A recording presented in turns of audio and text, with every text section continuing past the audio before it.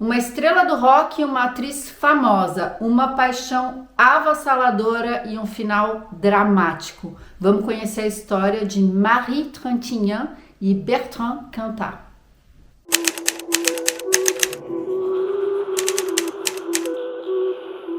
Oi, bem-vindos ao meu canal, eu sou a Flávia Ribeiro e você tá no Cafezinho Francês Investigação, um quadro aqui do canal onde eu falo sobre crimes reais, crimes que marcaram a história da França e também da Europa. E se você chegou por aqui agora, aproveita, já se inscreve no canal, ativa aí o sininho das notificações para não perder mais nenhum vídeo. Deixa para mim também o seu like no comecinho desse vídeo, que é muito importante para ajudar o canal a crescer e divulgar esse vídeo para mais pessoas. E você que é meu parceiro de toda semana já sabe, deixa pra mim o seu joinha. Gente, pela primeira vez eu vou contar um caso contemporâneo aqui no canal, um caso bastante recente até, aconteceu no ano de 2003. E como vocês sabem, eu gosto de trazer aqui mais casos históricos, casos vintage, mas já fazia um tempo que eu queria contar essa história aqui pra vocês, por se tratar de um caso que me chocou particularmente, por se tratar de uma pessoa muito conhecida, alguém que eu conhecia fora da França, o cantor da famosa banda Noir Désir. Aliás, quando eu cheguei aqui, a única banda francesa que eu conhecia era Noir Désir. E quando eu falei pro meu namorado, eu adoro essa banda, eu acho o cantor super bonito e tudo, ele veio com essa notícia bomba desse caso, que me deixou absolutamente estarrecida. E é sobre isso que eu vou falar hoje. Bom, mas para entender essa história, eu preciso te contar desde o princípio. E para que vocês entendam bem, eu vou começar explicando quem são os dois personagens centrais desse drama. Marie Trintignant nasceu no dia 21 de janeiro de 1962 na cidade de Boulogne-Billancourt, uma cidade que fica na região metropolitana de Paris, uma cidade periférica. E ela nasceu numa família de artistas. Seu pai, Jean-Louis Trintignant, é um dos maiores atores franceses, muito conhecido por atuar em diversos filmes, entre eles o clássico E Deus Criou a Mulher, com a icônica Brigitte Bardot. E para quem é mais velho e assiste aqui o canal, com certeza vai se lembrar da trilogia Um Homem e uma Mulher, Um Homem e uma Mulher 20 anos depois e Os Melhores Anos de uma Vida. Aliás, esse ator faleceu recentemente, em 17 de junho de 2022, e ele era o pai da Marie. A mãe dela também vem de uma família de artistas, o seu irmão é ator e a Nadine Trintignant, a mãe da Marie, é diretora de cinema. Enfim, ela nasceu nessa família que já era consagrada ali no meio do cinema e aos 5 anos ela faz já a sua estreia nas grandes telas ao lado do pai e dirigida pela própria mãe. A Marie até pensou em fazer outra coisa da vida, ela pensou em ser veterinária, mas a verdade é que ela estava predestinada a ser uma grande estrela da história do cinema francês. E aos 16 anos, então, ela se consagra como uma revelação e realmente ela era muito talentosa e decide seguir ali os passos da arte. A Marie cresceu cercada de muito amor, de muita arte, de muita poesia, e para ela viver entre essas grandes estrelas do cinema, isso era tudo muito natural. Então ela era uma menina muito simples, ela não era deslumbrada com a indústria do cinema porque ela tinha nascido nesse meio, então tudo para ela era muito comum. Ela sempre foi muito bonita e realmente se tornou uma mulher belíssima, com um rosto angular, a pele branca, um narizinho delicado, a boca perfeitamente desenhada. Ela tinha olhos grandes de coloração castanho esverdeados, tinha cabelos castanhos escuros e lisos. E apesar de muitos dos seus papéis representarem mulheres frágeis, ela era uma mulher de personalidade forte e marcante, e ao mesmo tempo ela tinha um lado doce, carinhoso com os amigos, com a família. A Marie se casou 4 vezes e teve 4 filhos, um com cada marido, e o último marido dela foi o ator e diretor de cinema Samuel Benchetrit. Agora vamos falar sobre o Bertrand Cantat, que nasceu no dia 5 de março de 1964 na cidade de Pau, aqui na França. O seu pai era um militar paraquedista e sua mãe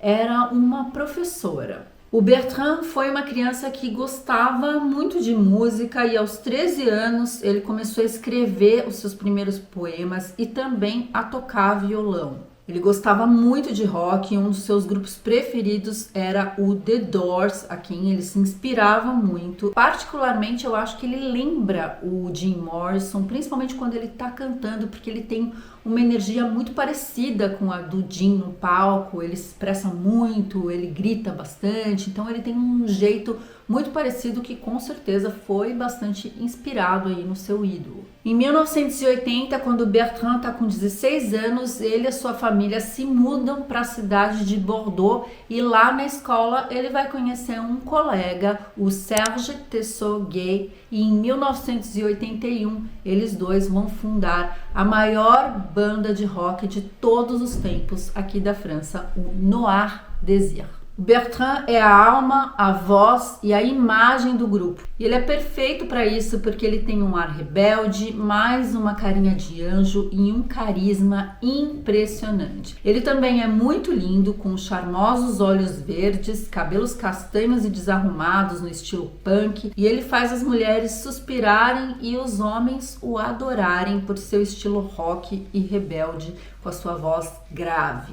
A ascensão do grupo acontece de maneira muito rápida, então não demora muito, eles estão em todos os canais de TV, no rádio, tocam em todos os lugares. O show deles está sempre lotadíssimo e apesar deles fazerem parte desse grande showbiz, né, da indústria musical francesa, eles são um pouco contra isso, porque eles são muito engajados politicamente, então eles participam de vários eventos contra a direita extremista francesa, e esse espírito rebelde contra o sistema tá também nas letras das músicas que eles cantam. Eles são a favor de uma França mais igualitária, com menos desigualdade social, e eles são engajados a tal ponto que eles fazem vários concertos gratuitos. Eles também diminuem o cachê deles para tocar em salas de concerto menores. Eles abrem também espaço para que outras bandas, pequenas bandas não conhecidas, para que abram os shows deles. Eles são famosíssimos e ao mesmo tempo são engajados, e quem representa tudo isso, né, essa rebeldia e também essa humanidade, essa sensibilidade, é realmente o líder da banda, o vocalista Bertrand Cantat.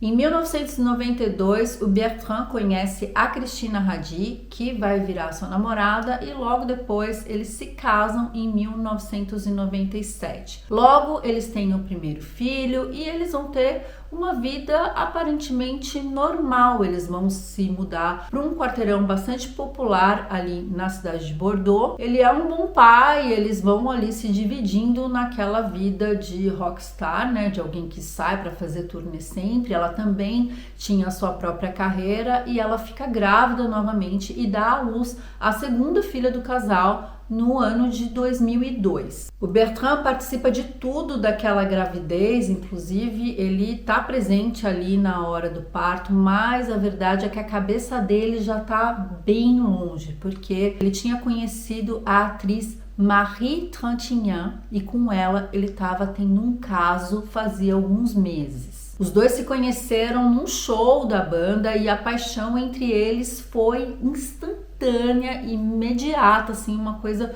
fulminante, e a verdade é que os dois eram casados. A Marie estava casada com Samuel e ele estava casado com a Cristina, mas os dois esqueceram completamente seus companheiros e começaram a viver aquela vida de amantes. O Bertrand acaba confessando para Cristina que ele está apaixonado pela Marie, então os dois decidem se separar, e a Cristina, ela tinha acabado de dar à luz, ela ainda estava amamentando a criança quando o Bertrand sai de casa para viver essa paixão, e a Marie faz o mesmo. Ela simplesmente abandona ali o seu companheiro para viver com ele. E detalhe é que eles não se separam legalmente, né? Cada um simplesmente sai de casa e começa a viver aquela paixão. Os amigos do casal dizem que eles tinham uma ligação bastante especial, já que os dois gostavam ali de música, os dois eram meio poetas, os dois artistas, então eles tinham uma coisa que completavam um outro, eles tinham essa cumplicidade.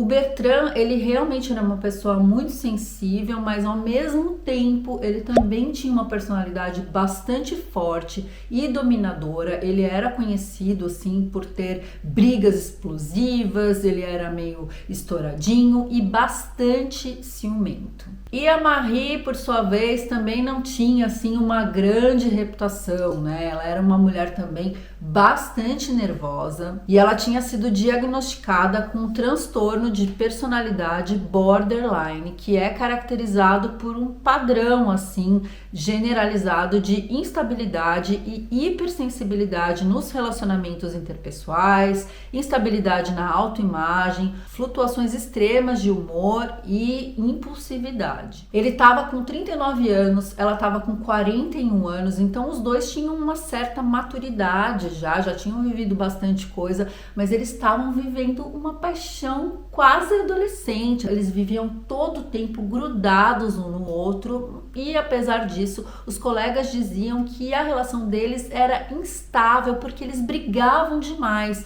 Os dois tinham muitos ciúmes um do outro. Ela era uma atriz muito bonita, muito famosa, né, conhecidíssima, e ao mesmo tempo ele também era muito desejado pelas mulheres, conhecidíssimo, famoso. Então, os dois, mesmo sendo artistas, tinham esse ciúmes, assim, excessivo um do outro. Acho que os dois não sabiam lidar com a fama um do outro. Então, em maio de 2003, a Marie Trintignant, ela acaba se mudando para a cidade de Vilnius, na Lituânia, para gravar um telefilme que estava sendo produzido ali pela sua mãe, a Nadine Trintignant. A Marie está fazendo o papel da protagonista e o Bertrand não queria ficar longe dela durante esses meses de gravação.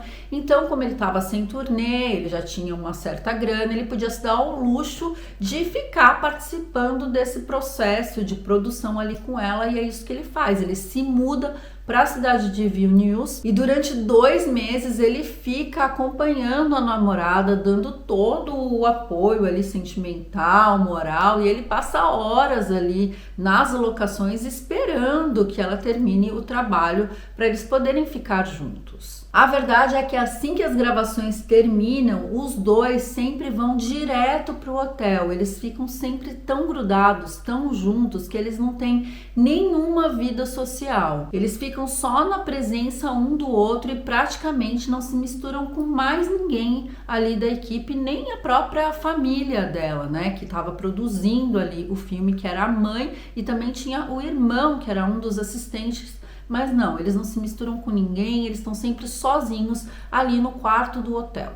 Mas no sábado, dia 26 de julho de 2003, toda a equipe de filmagem ia participar de uma festa em homenagem ao ator Lambert Wilson, que também fazia parte do elenco ali do filme. A festa aconteceu no Instituto Literário da cidade de Vilnius, onde eles também tinham feito algumas gravações. E, para surpresa de todo mundo, o casal Marie e Bertrand resolve participar dessa festa também. Os dois confraternizam ali com toda a equipe, eles estão muito contentes, socializando com as pessoas, que não era o de costume, e eles são vistos tratando um ao outro de maneira muito carinhosa, sempre agarrados, né, se acariciando, se dando beijinhos. A soirée passa assim de forma muito tranquila, regada a muita arte, muita poesia, e também há muita bebida alcoólica, muito vinho, champanhe, uísque. E lá pelo fim da festa, um dos assistentes ali da equipe pergunta para o casal se eles não querem continuar ali a soirée e beber um copo na casa deles. E, gente, isso é uma coisa que acontece assim de maneira muito comum. A gente sai de uma festa e emenda em outros bares, vai para casa de outra pessoa.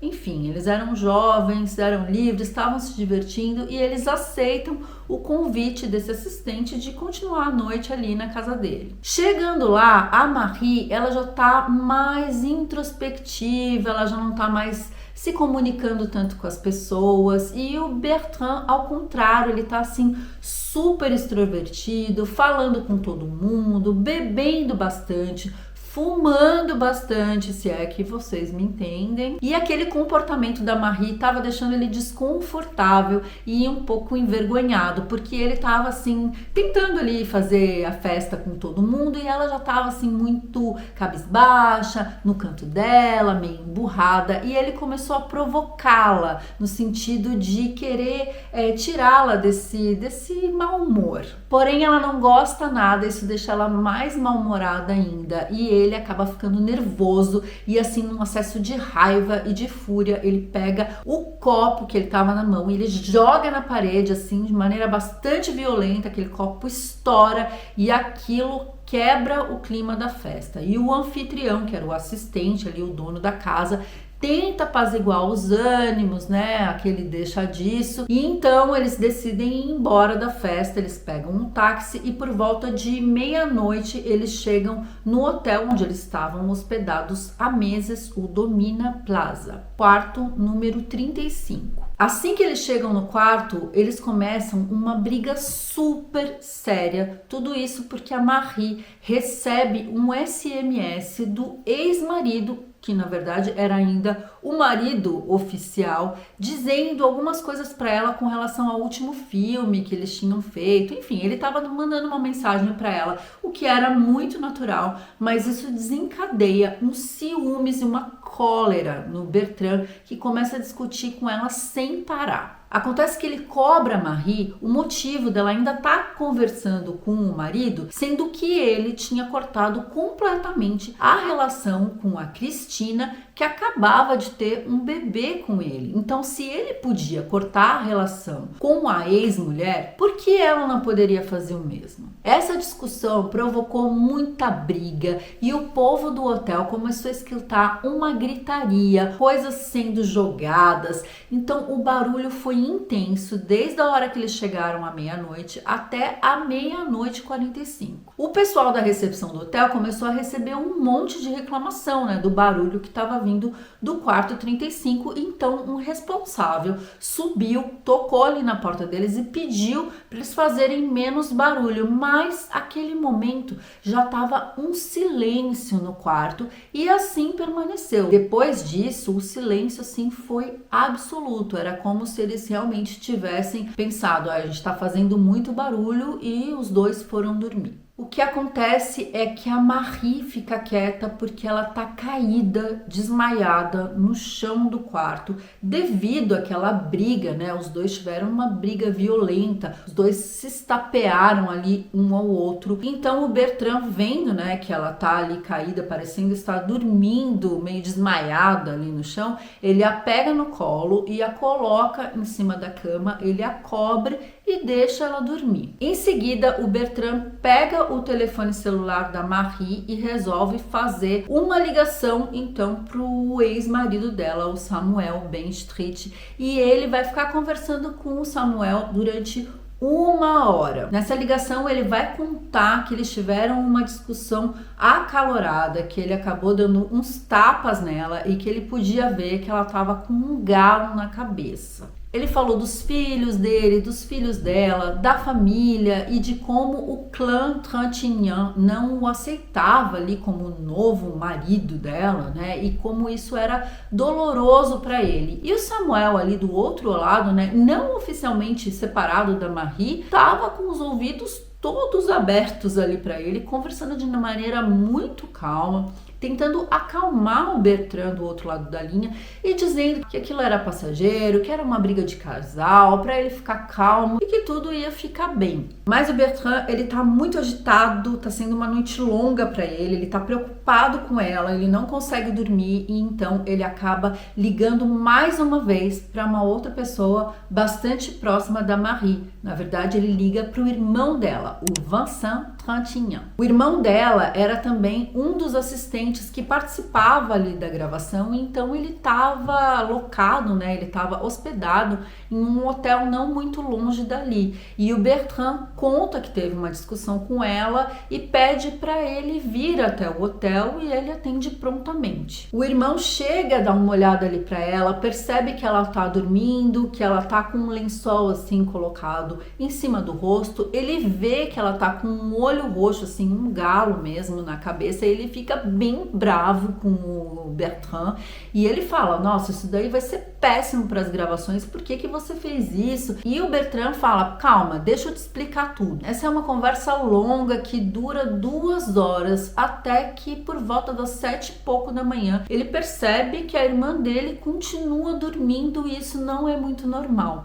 Então ele chega perto dela, ele tira o lençol do rosto dela e daí ele vê que ela tá completamente desfigurada. Ela tem roxos pelo rosto todo e tem um fio de sangue correndo da boca dela. Então ele corre imediatamente para o telefone e chama o hospital, pede uma ambulância para socorrê-la. Ela chega no hospital e vai direto fazer uma tomografia e ali os médicos se dão conta da gravidade do estado dela. Eles percebem que ela sofreu um traumatismo craniano seríssimo que aconteceu algumas horas atrás e ela está num estado de coma já, e isso é gravíssimo.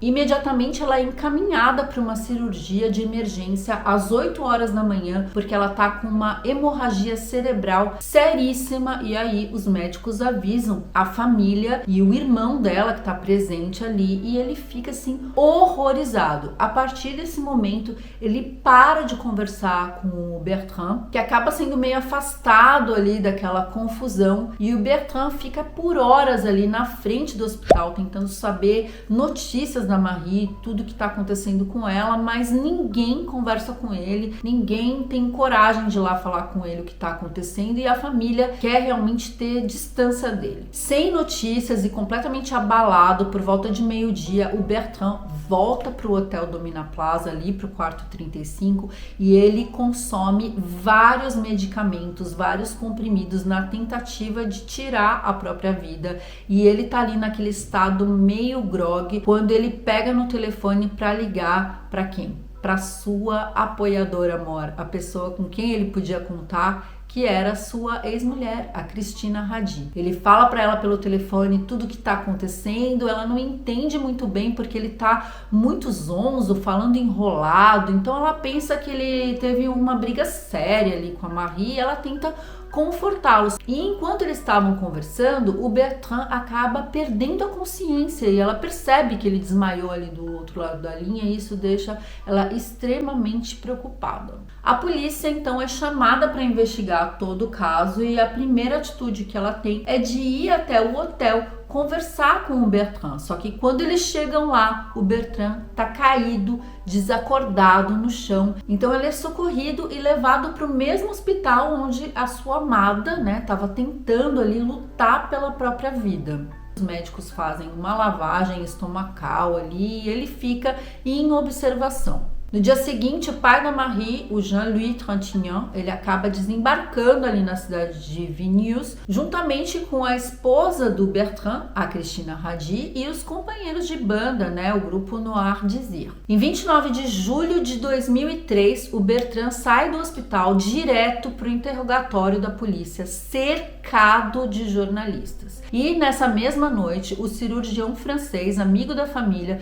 desembarca também na cidade para realizar uma segunda operação na atriz. O médico diz que existe uma chance em 100 mil de salvar a vida da Marie. Ele vai fazer uma segunda cirurgia de emergência para tentar tirar um pouco da pressão que estava no cérebro dela e fazer com que ela saia do coma. No dia 31 de julho, o Bertrand se apresenta no tribunal de Vilnius e o juiz vai decretar então a sua prisão preventiva. E quando ele sai da audiência, ele dá de cara com a Christina, a esposa dele, que tinha acabado de chegar, e ela grita para ele: Bertrand, ela continua viva, ela tá viva, Bertrand. Sim, ela ainda estava viva, mas respirando artificialmente em um coma profundo. E contra a vontade dos médicos lituanos, a família decide voltar com a Marie para a França. E eles voltam então num avião fretado pelo Ministério das Relações Exteriores. O avião está todo aparamentado com os equipamentos de UTI e naquele mesmo dia, 31 de julho, ela chega e é diretamente encaminhada para a clínica médica de Neuilly. No dia seguinte, dia 1º de agosto de 2003, o mesmo médico que tinha feito aquela cirurgia, a última cirurgia que tinha dado um pouco de esperança da família, dá a notícia. Marie Trintignant falece às 10h20 da manhã em consequência de um edema cerebral produzido pela violência do espancamento de seu namorado, Bertrand Cantat. A atriz é enterrada no cemitério do Père Lachaise em 6 de agosto de 2003, numa cerimônia onde todos vestiam branco, inclusive o seu caixão também era branco. Ela recebeu uma série de homenagens, muitas rosas brancas e girassóis, que eram a sua flor favorita, foram colocadas em seu túmulo. Enquanto isso, o Bertrand continua preso lá na Lituânia e no interrogatório ele vai assumir que realmente ele bateu nela. Mas ele diz que ele deu somente 4 tapas nela e que o que aconteceu foi que num dos tapas ela caiu e bateu a cabeça no aquecedor do quarto e talvez isso tenha provocado esse traumatismo craniano que tirou a vida da atriz. Ele tá desesperado, ele tá deprimido, ele tá à base de medicamentos, ele parece que não tá concatenando as ideias de tudo que tá acontecendo e ele realmente parece não acreditar que ela tá morta. Ele explica que os dois perderam a cabeça, que eles estavam bêbados, que eles se cederam, que ela veio pra cima dele primeiro e que ele, para se defender, acabou dando uns tapas nela que podem ali ter sido mais violentos por conta dele estar portando alguns anéis que eram realmente muito grossos e pesados e que isso pode ter machucado mais o rosto dela, mas que a intenção dele nunca foi tirar a vida dela, que ele nunca imaginava que isso pudesse acontecer. Inclusive, ele pede muito perdão ali para a família dela, para os filhos dela, para os filhos dele, para a esposa dele, né? Ele pede perdão para todo mundo, mas realmente a situação dele é muito complicada. Os advogados fizeram inúmeros pedidos para que ele fosse extraditado para a França e que ele pudesse ser julgado no próprio país, mas a Lituânia não aceitou e ele foi realmente julgado no país onde ele cometeu o crime e o processo todo começou no dia 16 de março de 2004. Durante o julgamento, ele vai repetir a mesma coisa que eu acabei de contar, que ele realmente se cedeu, que ele bateu nela, que foram somente 4 socos. Ele assume a responsabilidade de que foi ele que tirou a vida dela, mas ele confessa que essa nunca foi a intenção dele, que ele nunca mataria o amor da vida dele. Mas a autópsia vai desmentir essa versão do Bertrand, porque ali vai ser revelado que a Marie recebeu 23 socos no rosto. Socos tão fortes ao ponto dela ter quebrado vários ossos do seu rosto, incluindo o queixo, nariz, os ossinhos aqui da maçã do rosto. E para vocês terem uma ideia, o médico que foi falar sobre isso comparou o rosto dela a uma pessoa que sofre um acidente de moto a 100 km por hora, batendo contra um muro sem estar usando capacete, para a gente ter uma ideia do nível da violência e da força que ele empregou ali na Marie. Uma outra coisa que foi revelada durante o julgamento é que o Bertrand já teria sido violento com outras mulheres com as quais ele já tinha se relacionado. Porém, a Christina Radi foi a melhor advogada que o Bertrand poderia ter, porque ela afirmou que ele nunca levantou um dedo para ela. E a presença dela ali no tribunal, ela sempre do lado dele, sempre o defendendo, ela pode ter sido uma figura ali importante para que ele tenha pego a pena que ele pegou no final. Uma outra questão levantada foi o motivo pelo qual ele demorou tanto para chamar ali a ambulância e no final nem foi ele que chamou, né? Foi o irmão dela que estava lá e acabou chamando, né, os médicos. Por que ele não fez isso desde o início, se ele sabia que ela estava desmaiada, que ela estava ferida? Por que ele negou, né, essa assistência para ela? Será que se ele tivesse chamado a ambulância desde o início, quando ele percebeu que ela estava ali,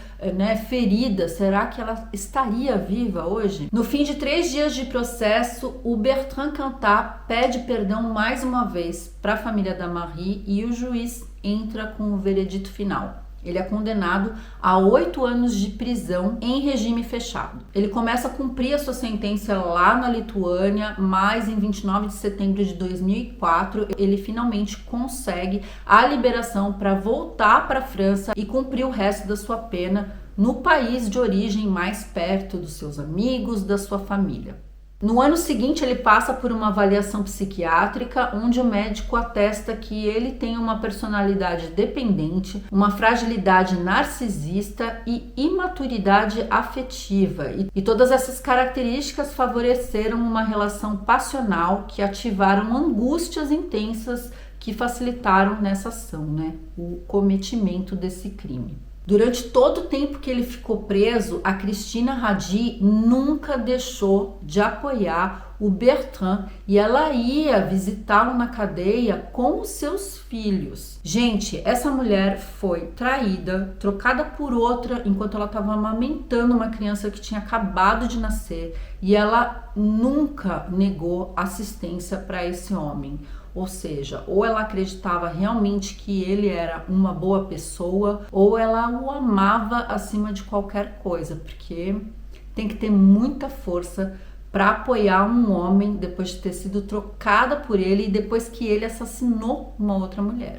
Em 2007, ele se beneficia de várias permissões de saída ali da cadeia por bom comportamento e então ele vai apelar pela liberdade condicional que finalmente é concedida. Em 15 de outubro de 2007, ele é posto em liberdade condicional após ter cumprido 4 anos de prisão, ou seja, somente metade da pena. Assim que ele sai da cadeia, ele volta diretamente para os braços da mulher que o apoiou, a Cristina Radi, e eles tentam levar uma vida mais ou menos normal. Pouco a pouco ele vai retomando a sua vida de artista, fazendo alguns shows aqui e ali, e acreditem que ainda tem muita gente que o apoia. E em 29 de julho de 2010, sua revisão judicial foi encerrada, sendo sua condenação 7 anos após o homicídio considerada integralmente cumprida. É nesse mesmo ano de 2010 que a banda Noir Désir vai se desfazer completamente, porque ela não vai sobreviver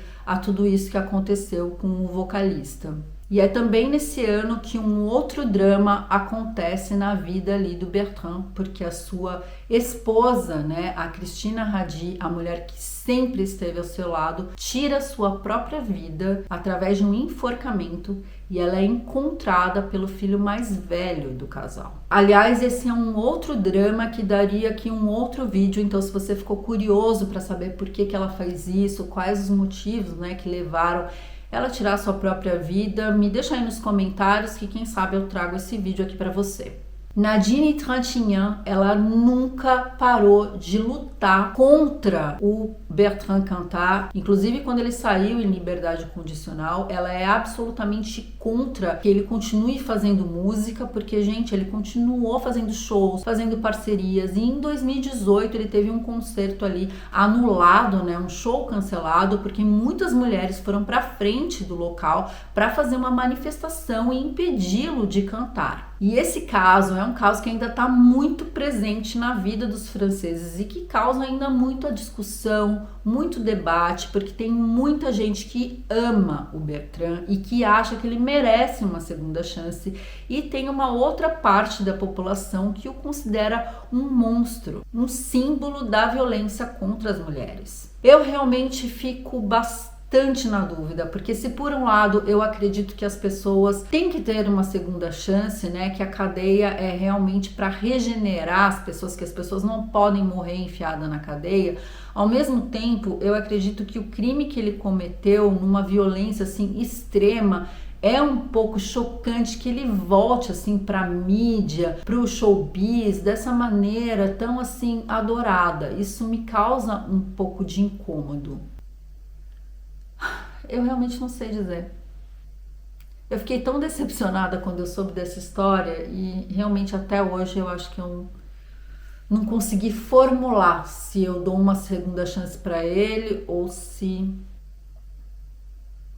Eu não sei. Bom, gente, então é isso. Agora eu quero saber de você. Qual a sua opinião sobre essa história toda? Você acha que o Bertrand merece essa segunda chance? Ou você acha que não, que ele ficou pouco tempo preso? Bom, esse vídeo foi muito triste, muito pesado, mas se você gostou de ficar informado sobre essa história, deixa pra mim o seu like, compartilha também com seus amigos, se inscreve no canal se você ainda não for inscrito, que toda semana eu posto vídeo novo por aqui. Aproveita também, me segue lá no Instagram, @cafezinhofrancês, que por lá, toda semana, eu notifico dos vídeos que saem por aqui. Eu também publico muitas fotos do meu dia a dia, tem outros conteúdos por lá também. E é isso. Obrigada por ter assistido esse vídeo até aqui. Bisous, au revoir.